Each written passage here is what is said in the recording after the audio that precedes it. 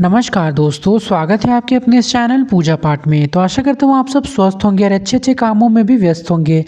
तो आज की इस वीडियो के माध्यम से मैं आप लोगों को बताने वाला हूँ माता बगलामुखी के बारे में। माता बगलामुखी कौन है, माता का क्या क्या चमत्कार है, माता की महिमा और माँ को आप किस प्रकार से भी प्रसन्न कर सकते हैं, ये सब मैं बिल्कुल सिंपल सरल विधि से आपको बताऊँगा। तो देखिए, बहुत सारे लोग आपको तंत्र विद्या बताएंगे, तो मैं आपको उतना नहीं बताने चाहूँगा क्योंकि आप सब भी गृहस्थ हैं बहुत सारे लोग। तो आइए इस वीडियो के माध्यम से मैं आपको बहुत सारी जानकारी दूंगा। तो अब पहले बात हम जानेंगे कि माता बगलामुखी है कौन।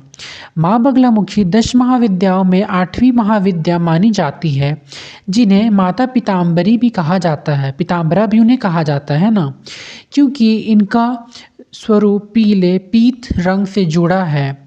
यह देवी स्तंभन शक्ति, रोकने और निष्क्रिय करने की शक्ति की अधिष्ठात्री है। माना जाता है कि वे नकारात्मक शक्तियों, शत्रुओं, बाधाओं और अन्याय को रोककर भक्त की रक्षा हमेशा करती है ना। तो जो हमारी माता बगलामुखी बहुत दयामयी माँ है, और जितना भी बाधा विपदा कलेश, अगर आपका काम नहीं बनता है तो वो सभी माँ अपना कृपा करके सभी आपका काम बनाना शुरू कर देती है। और माता बगलामुखी का सबसे प्रिय जो रंग होता है वो पीला होता है। माता को पीला वस्त्र अत्यधिक प्रिय है। इसीलिए अगर आप कभी भी माँ बगलामुखी के धाम जाएंगे माता का दर्शन करने के लिए, तो आपको वहाँ पे सभी लोग सजेस्ट करेंगे कि आप पीले रंग का वस्त्र अवश्य धारण करके जाइएगा। और माता बगलामुखी को भी पीले रंग का ज़्यादातर वस्त्र अर्पित किया जाता है, क्योंकि माँ को पीला रंग बहुत ही प्रिय है। जो माँ का कलश, जो माँ का जोत जलता है वो भी पीले अथी से ही जलता है।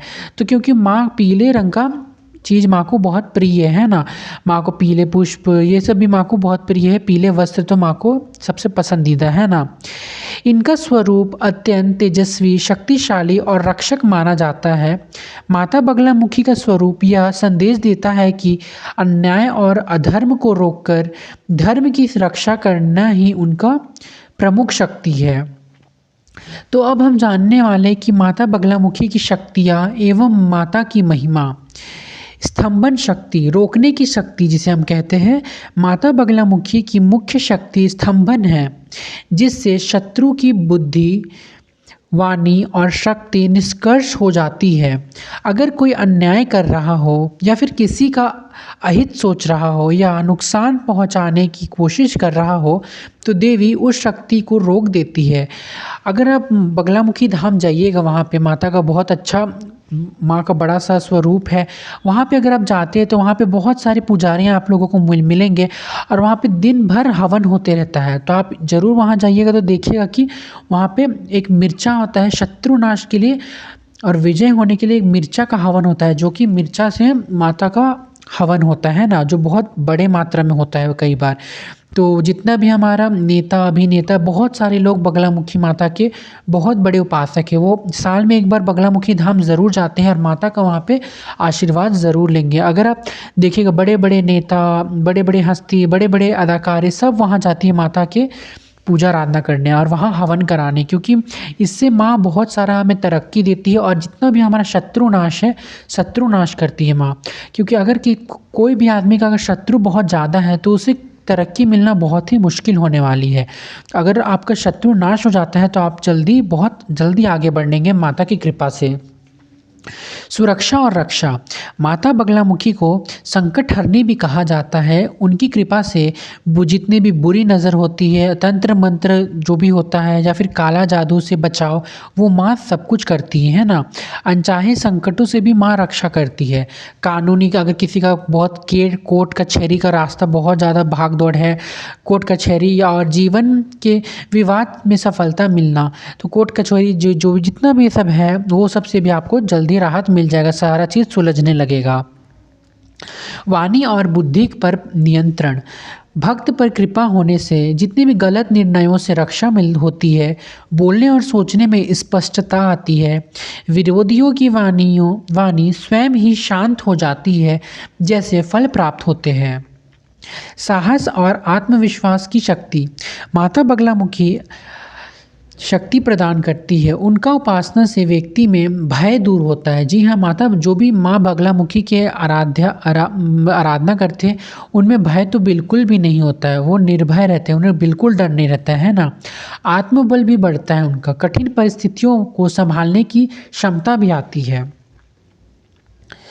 तो अगर मैं आपको सिंपल भाषा में समझाना चाहूँ कि माँ बगलामुखी की कृपा में क्या क्या हो सकता है ना, तो आप न्याय में विजय होता है, शत्रु और बाधाओं का नाश होता है, मानसिक जरूर आपको शांति मिलने वाली है, जीवन में स्थिरता बनती है, आर्थिक संकटों से राहत होती है, स्वयं को हानि पहुंचाने वाली शक्तियों से सुरक्षा भी मिलती है, आत्मबल और साहस की वृद्धि होती है। तो जैसे कि माता बगलामुखी का मैं कहानी आपको बताने वाला हूँ। जैसे कि बहुत समय पहले पृथ्वी पर एक भयंकर प्राकृतिक उपद्रव हुआ। चारों ओर आंधियाँ, तूफान, जल प्रलय और अंधकार फैल गए। प्रलय काल जैसा वातावरण बन गया। सभी देवता डरे हुए थे कि यदि यह स्थिति जारी रही तो सृष्टि का विनाश निश्चित है।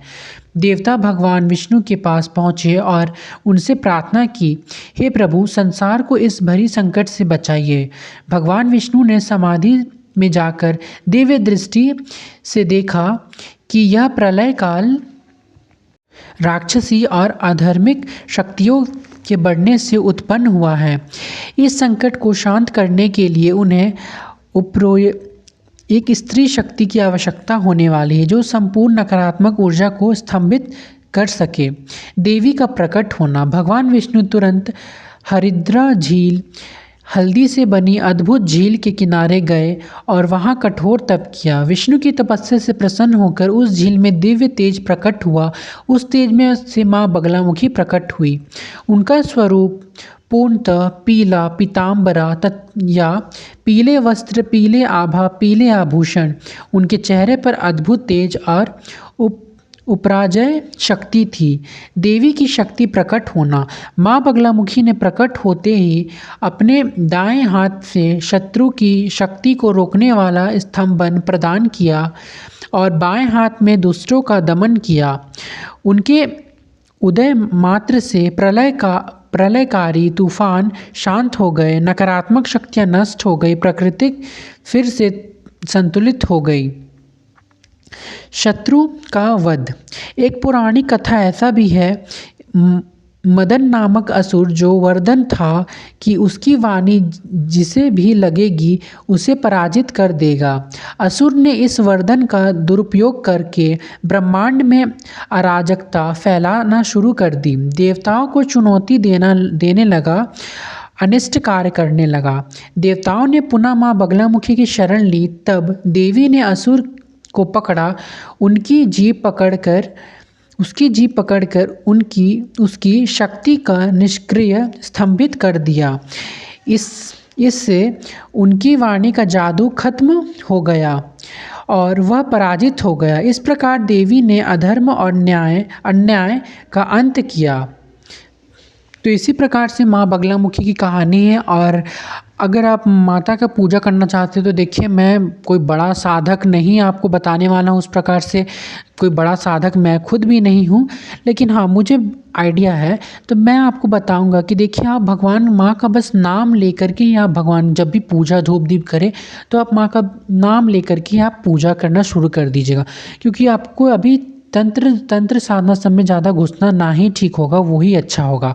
तो आप माँ का बस नाम मात्र से पूजन कीजिए कि माँ बगलामुखी आपका मैं पूजा कर रहा हूँ।